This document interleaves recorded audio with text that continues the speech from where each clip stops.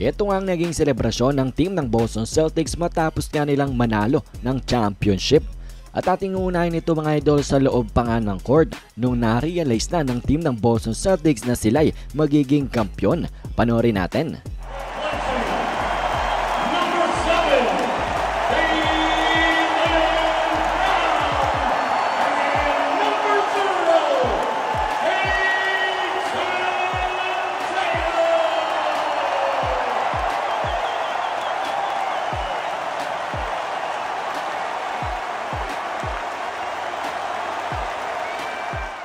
And then after niya mga idol, once it's official, eto nga ang nangyari. Jason Tatum napatungo na lang. Panoorin natin.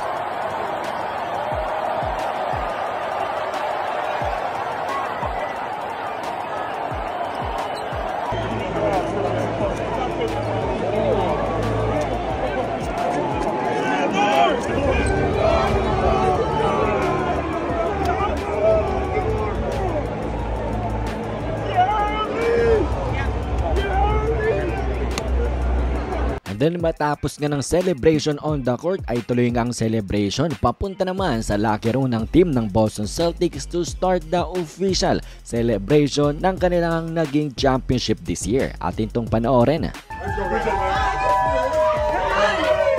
This way guys, this way.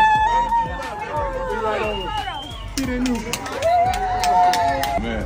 Even said I can have this one since you have so many. You gonna put it in your room? You gotta get some goggles. What kind of goggles? We're about to find out.